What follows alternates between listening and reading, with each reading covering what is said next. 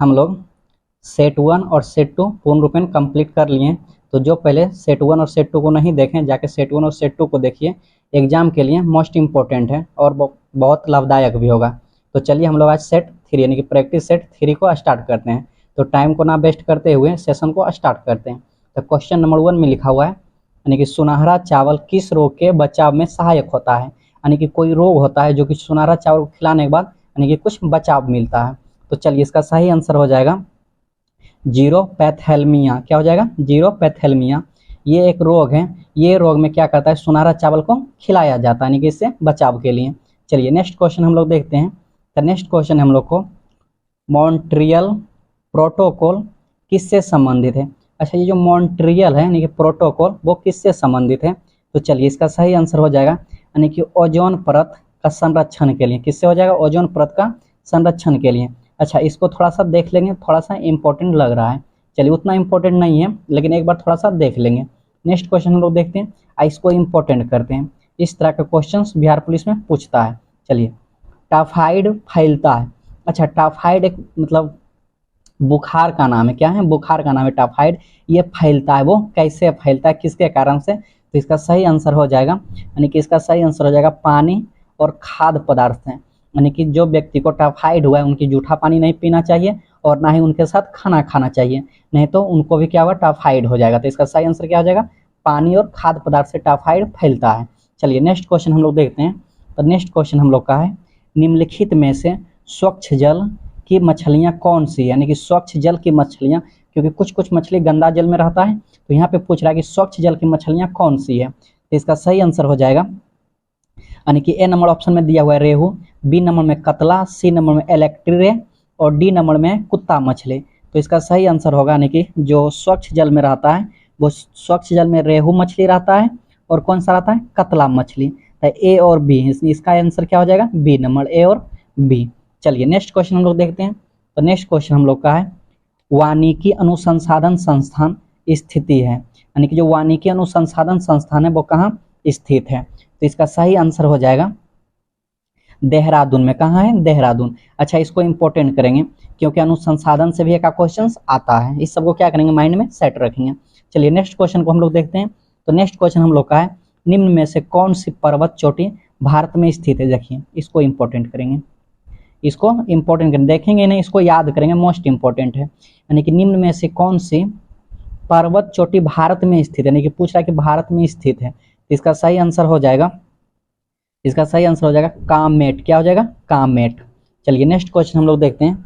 अच्छा, next question हम लोग का है, जापान के योकोहामा शहर, यानी कि जापान के एक शहर है योकोहामा शहर में वर्ष 1994 में संयुक्त राष्ट्र सदस्य देशों का सम्मेलन जिस संदर्भ में किया गया था वह है, यानी कि वह क्या मतलब किस पर आधारित था। इसका बोलने का मतलब है कि 1994 में जो संयुक्त राष्ट्र सदस्य का जो सम्मेलन हुआ था वो किस पर आधारित है। तो इसका सही आंसर हो जाएगा यानी कि प्राकृतिक आपदा नियंत्रण पर आधारित था। किस पर था? प्राकृतिक आपदा नियंत्रण पर।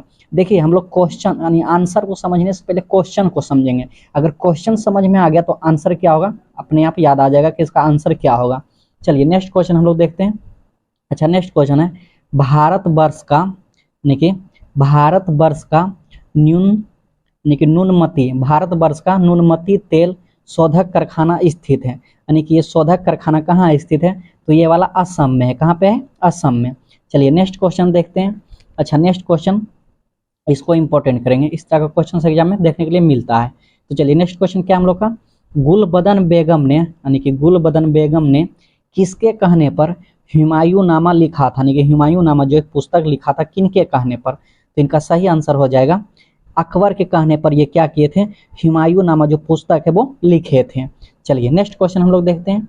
अच्छा, नेक्स्ट क्वेश्चन हम लोग का है, सीरी शहर और सीरी दुर्गा का निर्माण किसने करवाया था। यानी कि सीरी शहर है और सीरी दुर्गा का निर्माण जो है वो किसने करवाया था। तो इसका सही आंसर हो जाएगा अलाउद्दीन खिलजी। क्या हो जाएगा? अलाउद्दीन खिलजी। अच्छा, इसको भी थोड़ा सा इंपॉर्टेंट करेंगे, माइंड में सेट रखेंगे, इस तरह का क्वेश्चन एग्जाम में देखने के लिए मिलता है। चलिए नेक्स्ट क्वेश्चन हम लोग देखते हैं। अच्छा, नेक्स्ट क्वेश्चन क्या है, अकबर के 1566 ईस्वी में चित्तौड़ चित्तौड़ आक्रमण के समय महाशासक था। अच्छा, इसको मोस्ट इंपोर्टेंट करेंगे, इसको देखना नहीं, इसको याद करना है। यानी कि अकबर के 1567 ईस्वी में चित्तौड़ आक्रमण के समय वहां का शासक कौन था? तो वहां का शासक कौन था? उदय सिंह था। कौन था? उदय सिंह। चलिए नेक्स्ट क्वेश्चन हम लोग देखते हैं। तो नेक्स्ट, चलिए तो लिखा हुआ है हम लोग का, यानी कि शेर शाह का मकबरा स्थित, यानी कि शेर शाह का मकबरा कहाँ स्थित है, इसको मोस्ट इंपोर्टेंट करेंगे, इसको याद करके जाना एग्जाम में। अच्छा, शेर शाह का जो मकबरा था वो कहाँ स्थित है? तो सासाराम में। कहाँ है? सासाराम में। चलिए नेक्स्ट क्वेश्चन हम लोग देखते हैं। अच्छा, नेक्स्ट क्वेश्चन हम लोग का है कथा सरित सागर, यानी कि कथा सरित सागर के लेखक कौन है? देखिए ये हिंदी का क्वेश्चन है। किसका? हिंदी का क्वेश्चन, और हिंदी तो पूछेगा बिहार पुलिस में। अच्छा, कथा सरित सागर जो है वो लेखक, इनका नहीं कि कौन है लेखक, इनका लेखक जो है वो, इसका सही आंसर हो जाएगा, इसका सही आंसर क्या हो जाएगा? सोमदेव। क्या हो जाएगा? सोमदेव। चलिए नेक्स्ट क्वेश्चन हम लोग देखते हैं। अच्छा, नेक्स्ट क्वेश्चन है गुप्तकालीन प्रथा गणितज्ञ व खगोलीय शास्त्र कौन था?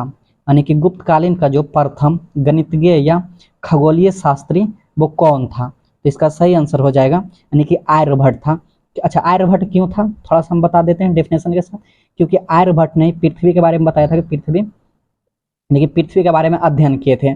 और आर्यभट्ट जो है वो मैथ के बारे में, क्योंकि मैथ के बारे में तो सब कोई जानते हैं कि जीरो का खोज आर्यभट्ट ने किए थे, और पृथ्वी के बारे में कुछ इन्होंने अध्ययन किए थे, जो कि हम साइंस में बताएंगे पूरा डेफिनेशन के साथ। तो इसलिए ये क्या है? गणित के भी है।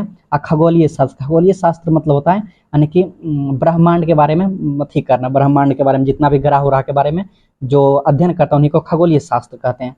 चलिए नेक्स्ट क्वेश्चन हम लोग देखते हैं। तो नेक्स्ट क्वेश्चन हम लोग का, निम्न में से कौन जैनीय, देखिए अच्छा ये जो है जैनियों के 23वें तीर्थकार पूछ रहा है। अच्छा, जैन धर्म का, ये जो जैन धर्म है, जैन धर्म का 23वां तीर्थकार और 24वां तीर्थकार को याद रखना है। 24वां तीर्थकार पूछता है एग्जाम में, 23वां भी दिया है, 23वां भी इंपॉर्टेंट, लेकिन मोस्ट इंपॉर्टेंट जो होता है वो 24वां होता है। तो 23वां तीर्थकार कौन है? तो 23वां तीर्थकार इसका परशुनाथ है, एकदम याद रखना, मोस्ट इंपॉर्टेंट क्वेश्चन है। और 24वां जो है वो महावीर स्वामी है। कौन है? महावीर स्वामी। अच्छा, पूछेगा 24वां, क्योंकि लास्ट 24 तीर्थकर थे इसमें, तो 24वां तीर्थकर पूछेगा, नहीं तो अंतिम तीर्थकर, तो अंतिम तीर्थकर भी क्या होगा? महावीर स्वामी होगा। अच्छा, 23वां मोस्ट इंपॉर्टेंट है, 23वां भी, 23वां कौन है? परशुनाथ है। चलिए नेक्स्ट क्वेश्चन हम लोग देखते हैं। अच्छा, नेक्स्ट क्वेश्चन हम लोग का है निम्नांकित में से किसने हिंदी भाषा को भारत की राष्ट्रभाषा के रूप में स्वीकार व पहली बार स्वराज शब्द का प्रयोग किया था? तो वह कौन सा था? इसका सही आंसर हो जाएगा, देखिए इसका सही आंसर हो जाएगा स्वामी दयानंद सरस्वती, क्योंकि स्वामी दयानंद सरस्वती ने हिंदी भाषा को राष्ट्रभाषा के रूप में स्वीकार किया था और पहली बार। चलिए नेक्स्ट क्वेश्चन हम लोग देखते हैं। अच्छा, नेक्स्ट क्वेश्चन हम लोग का है अखिल भारतीय, नेक्स्ट क्वेश्चन हम लोग का है अखिल भारतीय राष्ट्रीय कांग्रेस की प्रथम भारतीय महिला अध्यक्ष कौन थी? अच्छा, इस तरह का भी क्वेश्चन प्रथम भारतीय महिला अखिल वाला पूछता है एग्जाम में, तो इसको भी थोड़ा सा देख लेंगे। तो अखिल भारतीय राष्ट्रीय कांग्रेस की प्रथम भारतीय महिला अध्यक्ष कौन थी? तो इसका आंसर हो जाएगा सरोजिनी नायडू। कौन थे? सरोजिनी नायडू। अच्छा, इसको तो याद रखेंगे माइंड में। चलिए नेक्स्ट क्वेश्चन देखते हैं। अच्छा, नेक्स्ट क्वेश्चन जो हम लोग का है रविंद्रनाथ टैगोर ने नाइटहुड की उपाधि क्यों लौटा दी थी? अच्छा, क्यों लौटा दी थी? जलियांवाला बाग के हत्याकांड के कारण से वो क्या किया था? लौटा दिया था। तो इसका सही आंसर क्या हो जाएगा? इसका सही आंसर हो जाएगा जलियांवाला बाग हत्याकांड के विरोध में इन्होंने क्या किया था? अपना जो ने कि रविन्द्रनाथ टैगोर ने नाइटहुड की जो उपाधि ली थी, उन्होंने वो क्या किया था? हटा दिए थे। चलिए नेक्स्ट क्वेश्चन लोग देखते हैं। अच्छा, ये सब क्वेश्चन को माइंड में सेट रखना, इस तरह का क्वेश्चन देखने के लिए एग्जाम में मिलेगा। चलिए नेक्स्ट क्वेश्चन लोग देखते हैं।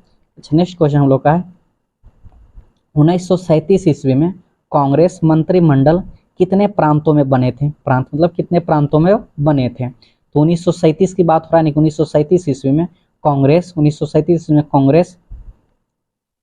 मंत्रिमंडल कितने प्रांतों में बने थे? तो इसका सही आंसर हो जाएगा यानी कि वो 8 प्रांत में क्या हुए थे? बने थे। तो इसका सही आंसर कितना हो जाएगा? 8। चलिए नेक्स्ट क्वेश्चन देखते हैं। अच्छा, नेक्स्ट क्वेश्चन इंपॉर्टेंट है, मोस्ट इंपॉर्टेंट, इसको ये क्वेश्चन सबको याद होगा, इसका आंसर आप लोग कमेंट में बताइएगा। भारतीय मुस्लिम लीग की स्थापना किस वर्ष हुई थी? चलिए, भारतीय मुस्लिम लीग की स्थापना किस वर्ष हुई थी? बहुत इंपॉर्टेंट है, मोस्ट इंपॉर्टेंट है। ये सब क्वेश्चन लोग बचपन से याद रखते हैं, तो इसका आंसर को कमेंट में बताइएगा, हम जरूर रिप्लाई देंगे। चलिए नेक्स्ट क्वेश्चन हम लोग देखते हैं। नेक्स्ट क्वेश्चन हम लोग का है प्रार्थना समाज, देखिए प्रार्थना समाज के संस्थापक कौन थे। अच्छा ये प्रार्थना समाज है इनका संस्थापक कौन थे, तो महादेव गोविंद रनाडे। कौन थे, महादेव गोविंद रनाडे। चलिए नेक्स्ट क्वेश्चन हम लोग देखते हैं।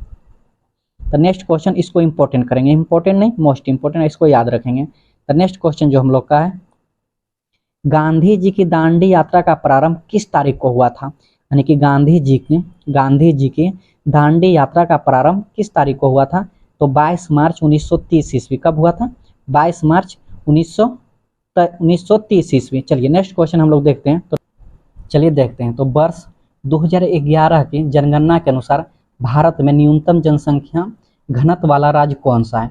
अच्छा इसको भी इंपॉर्टेंट करेंगे, इसको भी माइंड में रखेंगे। देखिए हम इंपॉर्टेंट क्वेश्चंस को लेकर आते हैं, इसलिए सेट को जरूर देखिए। अगर 20 सेट देख लिए आप लोग तो 80 से 50 यानी कि 90 के बीच में स्कोर आ जाएगा और रिजल्ट होने की कंफर्म गारंटी रहेगी। तो चलिए देखते हैं, क्योंकि देखिए जनगणना वाला क्वेश्चन पूछता है। तो वर्ष 2011 की जनगणना अनुसार भारत में न्यूनतम संख्या जनसंख्या घनत्व वाला राज्य कौन सा है, यानी कि न्यूनतम मतलब होता है कम जनसंख्या घनत्व वाला राज्य कौन सा था। तो इसका सही आंसर हो जाएगा यानी कि अरुणाचल प्रदेश था। कौन था, अरुणाचल प्रदेश। चलिए नेक्स्ट क्वेश्चन देखते हैं। अच्छा नेक्स्ट क्वेश्चन है अंतर्राष्ट्रीय मुद्रा कोष। अंतर्राष्ट्रीय मुद्रा कोष का वित्तीयन किसके द्वारा किया जाता है। जो अंतर्राष्ट्रीय मुद्रा कोष का वित्तीयन जो होता है वो किसके द्वारा किया जाता है, तो ये किया जाता है सदस्य देशों के साथ। किसके साथ होता है, सदस्य देशों के साथ। यहाँ पर क्या करता है स्टूडेंट, गलत मारते हैं, यूएसए मारते हैं। यूएसए नहीं होता है भैया, इनका जो आंसर होता है वो क्या होता है, सदस्य देशों के साथ होता है। तो इसको क्या करेंगे, माइंड में रखेंगे। चलिए नेक्स्ट क्वेश्चन देखते हैं। अच्छा नेक्स्ट क्वेश्चन जो हम लोग को बेरोजगारी व नेक्स्ट क्वेश्चन है बेरोजगारी व मुद्रास्फीति की संयुक्त घटक कहलाती है। बेरोजगारी और मुद्रास्फीति जो होती है उनकी संयुक्त घटक क्या कहलाती है। इसका सही आंसर हो जाएगा स्टैगफ्लेशन। क्या हो जाएगा, स्टैगफ्लेशन सही। चलिए नेक्स्ट क्वेश्चन हम लोग देखते हैं। अच्छा नेक्स्ट क्वेश्चन हम लोग का है बैंक दर को बढ़ने का प्रभाव, यानी कि बैंक दर को बढ़ाने का प्रभाव कम हो जाएगा यदि, यानी कि बोल रहा है बैंक दर को स्टॉप कर दो। चलिए नेक्स्ट क्वेश्चन हम लोग देखते हैं। तो नेक्स्ट क्वेश्चन लिखा हुआ है अंतर्राष्ट्रीय मुद्रा कोष का यानी कि वित्तीयन किसके द्वारा किया जाता है। जो अंतर्राष्ट्रीय मुद्रा कोष होता है वो यानी कि बोल रहा है कि जो अंतर्राष्ट्रीय मुद्रा कोष है वो वित्तीयन किसके द्वारा किया जाता है। तो देखिए स्टूडेंट यहाँ गलत मारते हैं, तो इसका सही आंसर क्या होगा, सदस्य देश होगा। क्या होगा, सदस्य देश। स्टूडेंट क्या करते हैं, यूएसए मारते हैं, यूएसए नहीं होगा, इसका आंसर क्या होगा, सदस्य देश होगा। तो इसको माइंड में रखना है। चलिए नेक्स्ट क्वेश्चन हम लोग देखते हैं। तो नेक्स्ट क्वेश्चन हम लोग का है बेरोजगारी व मुद्रास्फीति की संयुक्त घटक कहलाती है। तो इसका संयुक्त घटक क्या कहलाती है, तो इसका सही आंसर हो जाएगा स्टैगफ्लेशन। क्या हो जाएगा, स्टैगफ्लेशन। चलिए नेक्स्ट क्वेश्चन हम लोग देखते हैं। अच्छा नेक्स्ट क्वेश्चन जो है ये इकोनॉमिक्स का है, इंपॉर्टेंट क्वेश्चन है। तो नेक्स्ट क्वेश्चन हम लोग का बोल रहा है बैंक दर को बढ़ाने का प्रभाव कम हो जाएगा यदि, यानी कि बैंक जो दर बढ़ाता है उनका प्रभाव कम हो जाएगा यदि वो क्या करने पर। तो इसका सही आंसर हो जाएगा, यानी कि इसका सही आंसर हो जाएगा CRR कम कर दी जाए तो, यानी कि CRR अगर कम कर दी जाएगी तो बैंक की जो दर होती है वो बढ़ाने की जगह पर क्या करेंगे, कम कर देंगे। चलिए नेक्स्ट क्वेश्चन हम लोग देखते हैं। तो यहाँ तक बेहतरीन रूप से क्या हुआ होगा आप लोग को समझ में आ गया होगा। चलिए अब आगे देखते हैं। तो आगे हम लोग का लिखा हुआ है नेक्स्ट क्वेश्चन में, यानी निम्न सार्वजनिक उपक्रम में से कौन सा महारत्न नहीं है, यानी कि महारत्न बोल रहा है, महारत्न नहीं है। अच्छा निम्न सार्वजनिक उपकरण में से कौन सा महारत्न नहीं है। तो महारत्न इसका नहीं है, वो क्या होगा इसका आंसर, चलिए देखते हैं। तो इसका आंसर हो जाएगा कि BSNL हो जाएगा। क्या हो जाएगा, BSNL जो है वो महारत्न नहीं है। तो इसका मतलब ये महारत्न है, ये भी क्या है, महारत्न है, ये भी महारत्न है, ये महारत्न नहीं है। चलिए नेक्स्ट क्वेश्चन हम लोग देखते हैं। अच्छा नेक्स्ट क्वेश्चन हम लोग का है निम्न में से बहुयामी, यानी कि बहुयामी गरीब सूचांक के संबंध में गलत है, यानी कि बोल रहा है बहुआमी और गरीब सूचांक के संबंध में कौन सा गलत है। तो चलिए इसका नेक्स्ट जिसका आंसर देखते हैं। तो इसका आंसर हो जाएगा यानी कि सूचांक के तीनों आयाम स्वास्थ्य, शिक्षा और जीवन स्तर। तो देखिए ये सही है, क्योंकि गरीब को भी क्या होता है, आयाम यानी कि तीनों मिलता है, आयाम भी, स्वच्छ यानी कि सदर अस्पताल हो गया सरकारी, शिक्षा भी मिलता है यानी कि सरकारी स्कूल में जो फ्री एडमिशन वगैरह होता है। तो ये क्या हो गया, तीनों है, गरीब के लिए भी है, तो ये सही हो जाएगा। यहाँ पूछ रहा है कि गलत है, तो जो गलत रहेगा उस वो मेरा क्या होगा, आंसर होगा। अब बी नंबर में देखिए बोल रहा है सूचांक में प्रत्येक आयाम को समान भार दिया जाता है। हाँ, जो भी होता है कि सरकारी लाभदायक मिलता है वो क्या मिलता है, समान भार मिलता है। तो ये भी मेरा क्या है, सही है। तो ये भी क्या मेरा सही है। तो चलिए नेक्स्ट क्वेश्चन देखते हैं। सूचांक को 10 प्रचाल शामिल है। अच्छा, ये जो 10 प्रचाल है, 10 प्रचाल भी क्या होता है, शामिल होता है इसमें। अच्छा, डी नंबर में बोल रहा है प्रत्येक प्रचाल को समान भार दिया जाता है। ये भैया गलत है, तो इसका सही आंसर क्या हो जाएगा। चलिए नेक्स्ट क्वेश्चन देखते हैं। नेक्स्ट क्वेश्चन हम लोग का है भारतीय नियोजन के वस्तुकार कौन थे। यानी कि बोल रहा है कि भारतीय जो नियोजन थे उनका वस्तुकार कौन थे। तो इसका सही आंसर हो जाएगा पीसी महालनोबिस। नहीं दिख नहीं रहा है, हम पढ़ देते हैं, सुन लीजिए। पीसी महालनोबिस लिखा हुआ है। क्या लिखा हुआ है, महालनोबिस। चलिए नेक्स्ट क्वेश्चन देखते हैं। तो नेक्स्ट क्वेश्चन हम लोग का है निम्न में से उनकी पहचान करें जो रिजर्व बैंक का कार्य नहीं है। यानी कि रिजर्व बैंक का जो कार्य नहीं है। तो इसका सही आंसर हो जाएगा जनता से प्राप्त जमाओं पर ब्याज देना। यानी कि जनता से जो प्राप्त होता है, यानी कि जनता से जो प्राप्त जमाओं पर जो ब्याज होता है, कि जो पैसा हम लोग बैंक में जमा करते हैं उस पर जो ब्याज देते हैं ना, उसी वही क्या है, वो कार्य नहीं है। चलिए नेक्स्ट क्वेश्चन लोग देखते हैं। अच्छा, नेक्स्ट क्वेश्चन जो है तिलहन है। क्या है, तिलहन के उत्पादन में वृद्धि का कारण। अच्छा, इसको इम्पोर्टेंट कर देते हैं। तिलहन का मतलब होता है जिससे तेल निकलता है, उस वही फसल को लोग तिलहन फसल कहते हैं। तो तिलहन के उत्पादन में वृद्धि का कारण जो होता है वो क्या होता है, तिलहन के उत्पादन में यानी कि वृद्धि का उत्पादन जो होता है वो हम लोग का पीली क्रांति होती है। क्या होती है, पीली क्रांति। चलिए इस इंपॉर्टेंट है, इसको याद रखेंगे। चलिए नेक्स्ट क्वेश्चन हम लोग देखते हैं। तो नेक्स्ट क्वेश्चन हम लोग का भारत के किस राज्य में शिशु मृत्यु दर सबसे कम होती है। यानी कि जो शिशु मृत्यु यानी कि बच्चा की मृत्यु बहुत कम होती है, वह कौन सा राज्य है। तो वह हो जाएगा केरल। क्या हो जाएगा इसका सही आंसर, केरल।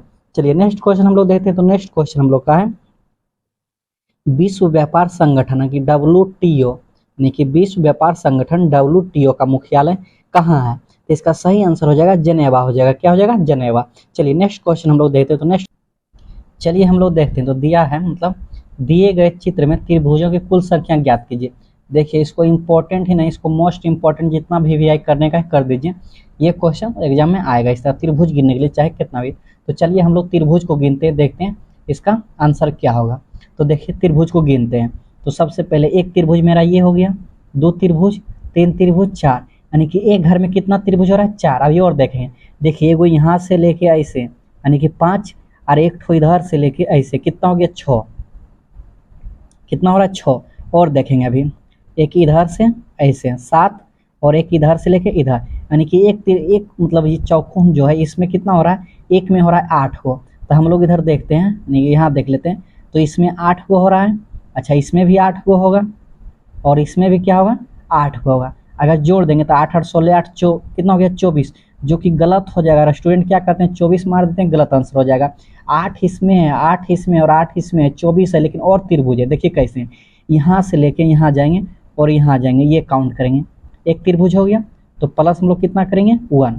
उसके बाद देखिए ये गए, यहाँ से यहाँ 1 हो गया, और फिर यहाँ जाएंगे और यहाँ आएंगे, फिर मेरा एक त्रिभुज हो गया, फिर कितना +1 करेंगे।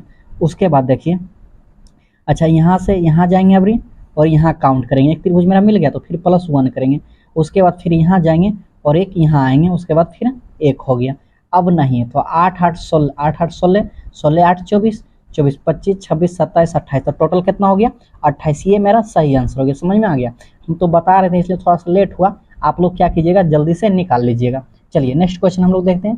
तो नेक्स्ट क्वेश्चन हम लोग का है भारतीय संविधान में प्रारंभिक में मौलिक कर्तव्यों का प्रावधान नहीं था। संविधान संशोधन द्वारा संविधान के किस भाग में इसका समावेश किया गया। तो इसका सही आंसर हो जाएगा यानी कि भाग 4A। कितना हो जाएगा, भाग 4 यानी कि भाग चौथा के ए। चलिए नेक्स्ट क्वेश्चन हम लोग देखते हैं। तो नेक्स्ट क्वेश्चन है राज पृथ्वी पर ईश्वर का अवतार है। यानी क्या बोल रहे हैं, राज पृथ्वी पर ईश्वर का अवतार है, युक्त कथन किस विचारक का है। यानी कि ये जो कथन है वो किन का है। तो इसका सही आंसर हो जाएगा हेगेल का है। किसका है, हेगेल का। चलिए याद रखिएगा, हिंदी का क्वेश्चन है। चलिए नेक्स्ट क्वेश्चन हम लोग देखते हैं। इसको इंपॉर्टेंट करेंगे, इंपॉर्टेंट नहीं मोस्ट इंपॉर्टेंट, ये क्वेश्चन इस तरह का क्वेश्चन आता है एग्जाम में क्योंकि पॉलिटी का क्वेश्चन है। तो संविधान सभा में उद्देश्य प्रस्ताव प्रस्तुत किया था, जो संविधान सभा में जो उद्देश्य है वो प्रस्तुत कब किया गया था? तो इसका सही आंसर हो जाएगा, 13 दिसंबर 1946। क्या हो जाएगा? 13 दिसंबर 1946। चलिए नेक्स्ट क्वेश्चन देखते हैं। तो नेक्स्ट क्वेश्चन हम लोग का है, स्वाधीनता आंदोलन के दौरान, देखिए स्वाधीनता आंदोलन के दौरान पूर्ण स्वराज के लक्ष्य की घोषणा किस वर्ष की थी? तो इसका सही आंसर हो जाएगा 1929। क्या हो जाएगा? 1929। इस सब क्वेश्चन को देखिए इंपॉर्टेंट करने, सबको नोट कर लीजिएगा। चलिए नेक्स्ट क्वेश्चन देखते हैं। तो संविधान सभा के प्रथम अध्यक्ष कौन थे? अच्छा, इसको भी इंपॉर्टेंट करेंगे क्योंकि ये भी क्या बहुत इंपॉर्टेंट, इस तरह का क्वेश्चन जरूर देखने के लिए मिल जाएगा एग्जाम में। तो संविधान सभा के प्रथम अध्यक्ष कौन थे? तो इसका सही आंसर हो जाएगा सच्चिदानंद सिन्हा। क्या हो जाएगा? सच्चिदानंद सिन्हा।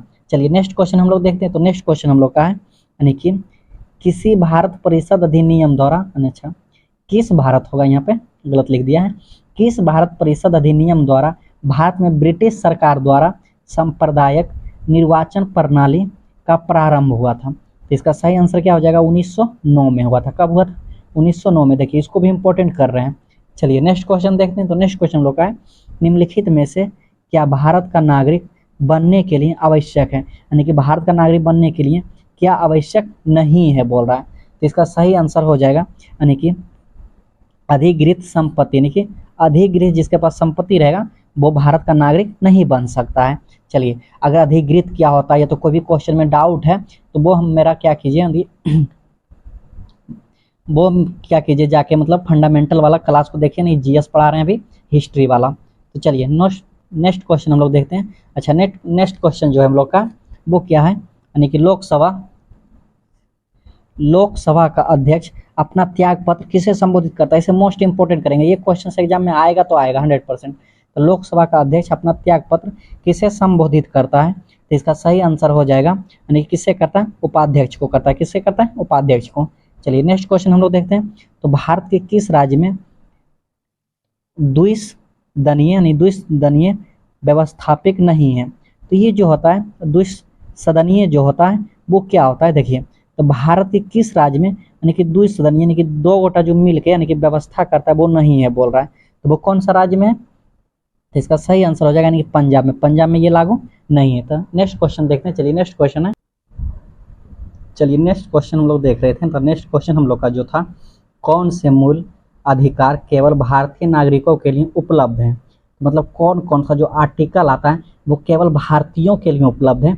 इसका सही आंसर हो जाएगा यानी कि आर्टिकल 15, आर्टिकल 16, आर्टिकल 19 और आर्टिकल 29। ये सिर्फ भारतीयों के लिए क्या है? उपलब्ध है, दूसरों के लिए नहीं है। चलिए नेक्स्ट क्वेश्चन हम लोग देखते हैं। तो नेक्स्ट क्वेश्चन है, सत्य कथन को चुनिए, यानी कि सत्य कथन को बोल रहा है चुनने के लिए। तो राज्यसभा में 11 सदस्यों को राष्ट्रपति मनोनीत करती है? नहीं, बिल्कुल क्या है? ये गलत है। प्रत्याशी को उसी राज्य का होना चाहिए जहां से वह राज्यसभा का चुनाव लड़ रहा है। नहीं, ये भी क्या हो जाएगा? गलत हो जाएगा। तो चलिए नेक्स्ट देख रहे हैं क्या है, यानी कि राज्यसभा को भंग किया जा सकता है। अच्छा, जो राज्यसभा है उसको भंग किया जा सकता है? बिल्कुल नहीं किया जा सकता है। यानी कि बोल रहा है कथन, सत्य कथन को चुन नहीं लेते, ये सब मेरा क्या हो रहा है? गलत हो रहा है। अच्छा देखिए डी नंबर सही है, लोकसभा में राष्ट्रपति 2 सदस्य मनोनीत करते हैं, बिल्कुल ये क्या है? सही। तो इसका सही आंसर क्या हो जाएगा? D number. चलिए नेक्स्ट क्वेश्चन हम लोग देखते हैं। तो नेक्स्ट क्वेश्चन है, ये भी बोल रहा है सत्य कथन को चुनने के लिए। अच्छा सत्य कथन क्या है? तो वित्त आयोग संवैधानिक निकाय है, बिल्कुल सही है। तो इसका पहला ही क्या है? सही है।